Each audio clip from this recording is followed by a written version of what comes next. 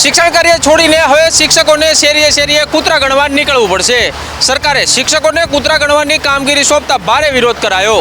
ગુજરાતના શિક્ષણ જગતમાં સરકારના એક નવા પરિપત્રએ વિવાદનો મતબૂળો છંછેડ્યો છે, જેમાં શિક્ષકોને કૂતરાઓની ગણતરી કરવાની વિચિત્ર કામગીરી સોંપવામાં આવી છે. અખિલ ભારતીય શૈક્ષિક સંઘના સંગઠન મંત્રી અવિનાશ પ્રજાપતિએ આ નિર્ણય સામે સખત નારાજગી વ્યક્ત કરતા જણાવ્યું હતું કે શિક્ષકોનું કામ વર્ગખંડમાં બાળકોનું ભવિષ્ય ઘડવાનું છે, ન કે રસ્તા પર રખડતા પ્રાણીઓની ગણતરી કરવાનું. અગાઉ આ જવાબદારી તલાટીઓને સોંપાયેલી હતી, પરંતુ હવે શિક્ષકો પર તેનું ભારણ વધારવામાં આવતા શૈક્ષણિક કાર્ય પર માઠી અસર થવાની ભીતિ સેવાઈ રહી છે. સંગઠને ચીમકી આપી છે કે જો આ અન્યાયી પરિપત્ર તાત્કાલિક રદ કરવામાં નહીં આવે તો દબાણવશ કામગીરી સામે ઉગ્ર આંદોલન કરવામાં આવશે. એસઆઈઆર જેવી અન્ય બિન શૈક્ષણિક કામગીરીઓને કારણે પહેલેથી જ બાળકોનો અભ્યાસ બગડી રહ્યો છે, ત્યારે વધુ એક બોજ શિક્ષણની ગુણવત્તાને કથળાવશે. શિક્ષકોમાં એ વાતની નારાજગી છે કે તેમને પાયાના શિક્ષણની કામગીરીથી દૂર રાખીને વહીવટની તેમજ ગણતરીના કામોમાં જોતરી દેવાય છે. અમદાવાદમાં ટ્રાફિક જામની સમસ્યા હળવી કરવા માટે અમદાવાદ મ્યુનિસિપલ કોર્પોરેશન અને ટ્રાફિક વિભાગે સાથે મળી મહત્વનો નિર્ણય લીધો. અમદાવાદ શહેરમાં પીક અવર્સ દરમિયાન સર્જાતી ટ્રાફિકની સમસ્યાનું કાયમી નિરાકરણ લાવવા માટે અમદાવાદ મ્યુનિસિપલ કોર્પોરેશન દ્વારા વ્યૂહાત્મક આયોજન કરવામાં આવ્યું છે. ટ્રાફિક પોલીસ સાથે ઊંડી સમીક્ષા સંકલન કર્યા બાદ શહેરના વ્યસ્ત જંકશનો પર લેફ્ટ ટર્ન ખુલ્લો રાખવાનો નિર્ણય લેવામાં આવ્યો છે. આ યોજના હેઠળ શહેરના અત્યંત આવશ્યક એવા કુલ 85 પોઈન્ટ્સ પરથી અવરોધો દૂર કરી વાહન ચાલકો માટે રસ્તો મોકળો કરવામાં આવશે. અત્યાર સુધીમાં તંત્ર દ્વારા સફળતાપૂર્વક 55 જેટલા કટ ખોલી દેવામાં આવ્યા છે, જેનાથી ટ્રાફિકના ભારણમાં નોંધપાત્ર ઘટાડો જોવા મળ્યો છે. બાકી રહેલા અન્ય કટ ખોલવા માટેની કામગીરી હાલ યુદ્ધના ધોરણે ચાલુ છે, જેથી વાહનોની લાંબી કતારોને અટકાવી શકાય. કોર્પોરેશનનું માનવું છે કે લેફ્ટ ટર્ન ખુલ્લા થવાથી સિગ્નલ પરનો વેઇટિંગ ટાઈમ ઘટશે અને ઇંધણની પણ બચત થશે. પોલીસ વિભાગ આ કામગીરીમાં ટેકનિકલ માર્ગદર્શન પૂરું પાડી રહી છે, જેથી કરીને ટ્રાફિક સમય દરમિયાન અકસ્માતનો ભય ના રહે. તો બીજી તરફ અમદાવાદ મ્યુનિસિપલ કોર્પોરેશનની આ કામગીરી પૂર્ણ થયા બાદ અમદાવાદવાસીઓને ટ્રાફિકમાંથી મુક્તિ મળી શકે છે. રાજકોટ મનપામાં દીવા તળે જ અંધારા જેવો ઘાટ છે તે સર્જાયો. કેમ્પસમાં એક્સપાયરી ડેટવાળા સિલિન્ડર જોવા મળ્યા. રાજકોટ મહાનગરપાલિકાની મુખ્ય કચેરીમાં સુરક્ષા વ્યવસ્થાના ધજાગરા ઉડતા હોય તેવી સ્થિતિ સંદેશ ન્યૂઝના રિયાલિટી ચેકમાં બહાર આવી. આ સરકારી કચેરીમાં રાખવામાં આવેલ મોટાભાગના ફાયર સિલિન્ડર એક્સપાયરી ડેટવાળા હોવાનું માલુમ પડ્યું છે, જે કટોકટીના સમયે નિષ્ફળ સાબિત થઈ શકે. નવાઈની વાત તો એ છે કે અનેક સિલિન્ડરો પર રિફિલિંગ કે એક્સપાયરીની તારીખ સુધા લખવામાં આવી નથી, જે તંત્રની ઘોર બેદરકારી સૂચવે છે. સામાન્ય જનતા કે વેપારીઓને ફાયર સેફટીના નામે દંડ ફટકારતી અને મિલકતો સીલ કરતી મનપા પોતાની જ કચેરીમાં લોલમલોલ ચલાવી રહી છે. મુખ્ય કચેરીમાં દરરોજની હજારોની સંખ્યામાં અરજદારો પોતાના કામ અર્થે આવતા હોય છે, ત્યારે તેમની સુરક્ષા ભગવાન ભરોસે હોય તેવું ચિત્ર હાલ દેખાઈ રહ્યું છે. નિયમોનું પાલન કરતી એજન્સી ખુદ જ નિયમોના ઉલ્લંઘન કરી રહી છે, ત્યારે સ્વાભાવિક છે કે સવાલ ઉઠવો, જવાબદારો સામે પગલાં કોણ લેશે? સુરતના ભટાર રોડ ઉપર ટ્રાફિક નડતરરૂપ ગેરકાયદેસર દબાણ સામે પાલિકાના દબાણ વિભાગે લાલાક કરી છે. સુરત મહાનગરપાલિકાના દબાણ વિભાગ દ્વારા ભટાર વિસ્તારમાં લાંબા સમયથી જામી પડેલા ગેરકાયદેસર દબાણ દૂર કરવાની સઘન કામગીરી હાથ ધરવામાં આવી હતી. રસ્તા પર હોર્ડિંગ જમાવીને બેઠેલા લારી ગલ્લા અને પાથરણવાળાઓને કારણે વારંવાર ટ્રાફિક જામની ગંભીર સમસ્યાઓ સર્જાતી હતી, જે અંગે અનેક વખત ફરિયાદો મળી ચૂકી હતી. જ્યારે દબાણ વિભાગની ટીમ કાફલા સાથે ઘટના સ્થળે પહોંચી ત્યારે ગેરકાયદેસર કબજો જમાવનાર તત્વો ભારે નાસભાગ મચી ગઈ હતી. તંત્ર દ્વારા કડક વલણ અપનાવીને રસ્તા પર તમામ ગેરકાયદેસર અવરોધો દૂર કર્યા હતા અને દબાણ હેઠળ અંદાજે કુલ 4 ટ્રક જેટલો માલ સામાન જપ્ત કરવામાં આવ્યો હતો. આ કાર્યવાહીને પગલે ભટારનો મુખ્ય માર્ગ મહિનાઓ બાદ મોકળો અને સ્વસ્થ જોવા મળ્યો હતો, જેનાથી વાહન ચાલકોને મોટી રાહત મળી હતી. આગામી દિવસોમાં પાલિકા દ્વારા ભીડભાડવાળી જગ્યા ઉપર આ પ્રકારની કામગીરી કરવામાં આવશે તેવી શક્યતાઓ જોવાઈ રહી છે. રાજકોટમાં 3.5 લાખ જેટલા ડુપ્લિકેટ નામો કમી કરવામાં આવ્યા છે. પરપ્રાંતીય ગણાતા મતદારોના 2.95 લાખ ડુપ્લિકેટ નામો દૂર કરાયા છે. રાજકોટ જિલ્લા વહીવટી તંત્ર દ્વારા મતદાર યાદીના શુદ્ધિકરણની પ્રક્રિયા હાથ ધરવામાં આવતા ચોંકાવનારી વિગતો સામે આવી છે, જેમાં અંદાજે 2.95 લાખ જેટલા ડુપ્લિકેટ પરપ્રાંતીય મતદારોના નામ યાદીમાંથી દૂર કરવામાં આવ્યા છે. 2002ના વર્ષની તુલનાએ કરવામાં આવેલી આ કામગીરીમાં 89,292 મૃત્યુ પામેલા મતદારો અને 61,271 ગેરહાજર મતદારોના નામોને દૂર કરી યાદીને સચોટ બનાવવામાં આવી છે. તંત્ર દ્વારા હાથ ધરવામાં આવેલી ચકાસણી દરમિયાન 7,200થી વધુ લોકો જરૂરી પુરાવા રજૂ ન કરી શકતા તેમના નામો ઉપર પણ કાતર ફેરવવામાં આવી છે. આ યાદી સુધારણાની સાથે સાથે જિલ્લામાં 33,452 જેટલા નવા યુવા મતદારોનો ઉમેરો પણ થયો છે, જે લોકશાહીની પ્રક્રિયામાં સકારાત્મક વળાંક સૂચવે છે. હાલમાં જે પ્રથમ યાદી જાહેર કરવામાં આવી છે તેમાં કુલ 20,95,000 જેટલા મતદારોનો સમાવેશ થાય છે. ખાસ કરીને હવે પરપ્રાંતીય શ્રમિકોના ડબલ નામો દૂર થવાથી મતના રેશિયોની અંદર પારદર્શિતા આવશે. ગાંધીનગર મહાનગરપાલિકાનું સુધારા સાથેનું બજેટ આજે રજૂ થયું.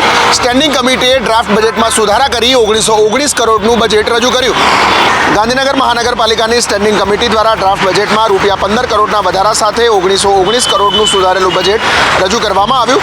આ બજેટમાં 125 કરોડના ખર્ચે અનેક નવા જનહિતલક્ષી કામો સૂચવવામાં આવ્યા છે, જેમાં ખાસ કરીને પીએમ આવાસ યોજના અને આર્ટિફિશિયલ ઇન્ટેલિજન્સ જેવી આધુનિક ટેકનોલોજી સાથે વિશેષ જોગવાઈ કરવામાં આવી છે. નાગરિકોની સમસ્યાઓના ઝડપી નિવારણ માટે ક્વિક રિસ્પોન્સ ટીમની રચના કરાશે, જે જીપીએસ ટેકનોલોજીના માધ્યમથી સીધી ફરિયાદ અધિકારીઓ સુધી પહોંચાડશે. મનપામાં નવા સમાવાયેલા ગ્રામ્ય વિસ્તારોના વિકાસ કામોને પણ બજેટમાં આવરી લેવામાં આવ્યા છે. રમતગમત ક્ષેત્રે શહેરને હબ બનાવવા માટે આગામી કોમનવેલ્થ ગેમના આયોજનના ભાગરૂપે 3 મહત્વના સ્થળો પર અત્યાધુનિક સ્પોર્ટ્સ કોમ્પ્લેક્સ બનાવવાની જાહેરાત કરાઈ છે. આ બજેટમાં પાયાની જરૂરિયાતો સાથે ડિજિટલ ગવર્નન્સ અને ઇન્ફ્રાસ્ટ્રક્ચર પર પણ ભાર મૂકવામાં આવ્યો. રાજકોટમાં ખાખીનો ખોફ ઓગળ્યો હોય તે પ્રમાણે જાહેરમાં ફેસબુક પર લાઈવ કરીને દારૂની મહેફિલ માણી રહેલા લોકોએ પોલીસને ખુલ્લો પડકાર ફેંક્યો છે. રંગીલા રાજકોટમાં દારૂબંધીના કાયદાના ધજાગરા ઉડાવતો એક ચોંકાવનારો કિસ્સો પ્રકાશમાં આવ્યો છે, જેમાં 2 યુવકોએ દારૂની મહેફિલ જમાવી તેનું ફેસબુક પર લાઈવ પ્રસારણ કર્યું હતું. આ વાયરલ વિડીયોમાં જોઈ શકાય છે કે બંને યુવકો કોઈ પણ ડર વગર બિંદાસ્ત રીતે દારૂ પી રહ્યા છે અને પોલીસ તંત્રની મજાક ઉડાવી રહ્યા હોય તેવું તેમનું વર્તન કરી રહ્યા છે. સોશિયલ મીડિયામાં આ વિડીયો વાયરલ થતાં શહેરભરમાં ચર્ચાનો વિષય બન્યો છે. પોલીસની કામગીરી પર ગંભીર સવાલો ઊભા થયા છે. દારૂડિયાઓના આ પ્રકારના બેફામ વર્તનથી એવું લાગી રહ્યું છે કે તેમને કાયદાનો જરા પણ ડર રહ્યો નથી. વિડીયોની ગંભીરતાને ધ્યાનમાં લઈને રાજકોટ પોલીસ દ્વારા તાત્કાલિક તપાસના આદેશો આપવામાં આવ્યા છે અને આ શખ્સો કોણ છે તેની ઓળખ મેળવવાની તજવીજ હાથ ધરાઈ છે. સાયબર ક્રાઇમની મદદથી ફેસબુક આઈડી અને લોકેશન ટ્રેસ કરવામાં આવી રહ્યું છે, જેથી જવાબદારોને જેલના સળિયા પાછળ ધકેલવામાં આવે. અમદાવાદના નરોડામાં નશામાં કાર ચાલકે ભયંકર અકસ્માત સર્જ્યો. હદ તો ત્યારે થઈ કે જ્યારે તેને રોકવા ગયેલા કોંગ્રેસ નેતા જગદીશ ઠાકોરના પુત્ર પર તેણે ગાડી ચડાવવાનો પ્રયાસ કર્યો. અમદાવાદના નરોડા વિસ્તારમાં આવેલા સિવિક સેન્ટર પાસે નશામાં એક બેફામ કાર ચાલકે ભયાનક અકસ્માત સર્જતા અફરાતફરી મચી ગઈ હતી. આ ઘટના કોંગ્રેસના પૂર્વ પ્રદેશ પ્રમુખ જગદીશ ઠાકોરના પુત્ર પર કાર ચડાવી તેને ઈજા પહોંચાડવાનો જીવલેણ પ્રયાસ કરવામાં આવ્યો હોવાના ગંભીર આક્ષેપ થયા છે. ધારાસભ્ય અમૃતજી ઠાકોર તાત્કાલિક ઘટના સ્થળે દોડી આવ્યા હતા અને પોલીસની ઢીલી કામગીરી ઉપર આકરા સવાલો ઉઠાવ્યા હતા. તેમણે આક્ષેપ કર્યો છે કે પોલીસ આરોપીઓને છાવરવાના પ્રયત્ન કરી રહી છે અને નશાખોર ચાલક સામે કડક કાર્યવાહી થવી જોઈએ. અકસ્માતમાં ઇજાગ્રસ્ત થયેલા વ્યક્તિને તાત્કાલિક સારવાર માટે હોસ્પિટલ ખસેડવામાં આવ્યા છે, જ્યાં તેમની હાલત સ્થિર હોવાનું જાણવા મળ્યું છે. બીજી તરફ મામલો ગરમાતા પોલીસે ગુનો નોંધી નશામાં કાર ચાલકની ધરપકડ કરી કાયદેસરની કાર્યવાહી હાથ ધરી છે. રાજકીય નેતાના પરિવાર સાથે જોડાયેલી આ ઘટનાને લઈને નરોડા વિસ્તારમાં પોલીસનો ચુસ્ત બંદોબસ્ત ગોઠવી દેવાયો છે. ભાવનગર શહેરના તરસમિયા વિસ્તારમાં આવેલ આવાસ યોજનામાં મનપાની ટીમ દ્વારા સર્વે હાથ ધરવામાં આવ્યો છે, જેમાં ભાડે રહેતા મકાનોમાં જે ભાડુઆતો છે તેમનામાં ફફડાટ વેચી જવા પામ્યો છે. ભાવનગરના તરસમિયા વિસ્તારમાં આવેલ આવાસ યોજનામાં મનપા દ્વારા હાથ ધરવામાં આવેલા આકસ્મિક સર્વેને પગલે રહેવાસીઓમાં ભારે નાસભાત મચી જવા પામી હતી. મનપાની કુલ 7 ટીમોએ એકસાથે આવાસ યોજનામાં દરોડા પાડ્યા હતા, ત્યારે સર્વેથી બચવા માટે 67 જેટલા લોકો પોતાના મકાનોને તાળા મારીને સ્થળ ઉપરથી છટકી ગયા હતા. તપાસ દરમિયાન કુલ 252 મકાનોની ચકાસણી કરવામાં આવી હતી, જેમાંથી 27 જેટલા આવાસમાં મૂળ માલિકને બદલે ભાડુઆતો વસવાટ કરતા હોવાનું રંગે હાથ પકડાયું હતું. નિયમ મુજબ સરકારી આવાસ ભાડે આપી શકાતા નથી, તેથી તંત્રએ આ તમામ ભાડુઆતોને 7 દિવસમાં મકાન ખાલી કરવા માટેની કડક નોટિસ ફટકારી છે. જે મકાનો બંધ હાલતમાં મળ્યા છે તેમને પણ આગામી દિવસોમાં સીલ કરવાની ચીમકી ઉચ્ચારવામાં આવી છે. ગરીબ અને મધ્યમ વર્ગ માટે ફાળવવામાં આવેલા આવાસોના વ્યાપારી હેતુ માટે ઉપયોગ કરનારા માલિકો સામે લાલ આંખ કરવામાં આવી છે. મનપાની આ કાર્યવાહીને કારણે અન્ય આવાસ યોજનાના માલિકોમાં પણ ફફડાટ વ્યાપ્યો છે. જે આવેલા આવાસ યોજનાના જે સ્થળો છે તેના ઉપર આવનારા દિવસોમાં મોટા પાયે છે તે મનપાની ટીમ દ્વારા ચેકિંગ હાથ ધરવામાં આવશે. મહાશિવરાત્રી પર્વે સોમનાથ મંદિરે ભાવિકોની ભીડને ધ્યાને લઈ તડામાર તૈયારીઓ. 5 લાખ યાત્રિકો આવવાની સંભાવનાના પગલે પોલીસ દ્વારા ચુસ્ત બંદોબસ્ત ગોઠવી દેવાયો. પ્રથમ જ્યોતિર્લિંગ સોમનાથ મહાદેવના ચરણે મહાશિવરાત્રિના પર્વે આશરે 5 લાખ જેટલા યાત્રિકો ઉમટી પડવાની શક્યતાના પગલે ગીર સોમનાથ પોલીસ દ્વારા ચુસ્ત બંદોબસ્ત ગોઠવી દેવામાં આવ્યો છે. આ ભવ્ય આયોજનમાં કોઈ અનિચ્છનીય ઘટના ન બને તે માટે જિલ્લા પોલીસ વડા જયદીપસિંહ જાડેજાના માર્ગદર્શન હેઠળ 11 ડીવાયએસપી, 50થી વધુ પીઆઈ અને પીએસઆઈ સહિત 500થી વધુ પોલીસ જવાનો તૈનાત કરવામાં આવ્યા છે. સમગ્ર મંદિર પરિસર અને આસપાસના વિસ્તારો પર 70 જેટલા હાઈ ડેફિનેશન સીસીટીવી કેમેરા દ્વારા ચાંપતી નજર રાખવામાં આવશે. આ ખાસ પ્રસંગે રાજ્યના મુખ્યમંત્રી અને ઉપમુખ્યમંત્રી પણ હાજરી આપવાના હોવાથી સુરક્ષા વ્યવસ્થાને વધુ સઘન બનાવવામાં આવી છે. શ્રદ્ધાળુઓના મનોરંજન અને ભક્તિ માટે ખ્યાતનામ કલાકારો દ્વારા ભક્તિમય સાંસ્કૃતિક કાર્યક્રમોનું પણ સુંદર આયોજન કરવામાં આવ્યું છે. યાત્રિકોને દર્શનમાં કોઈ અગવડતા ન પડે તે માટે પાર્કિંગ અને લાઇન મેનેજમેન્ટની ખાસ વ્યવસ્થાઓ ઊભી કરવામાં આવી છે.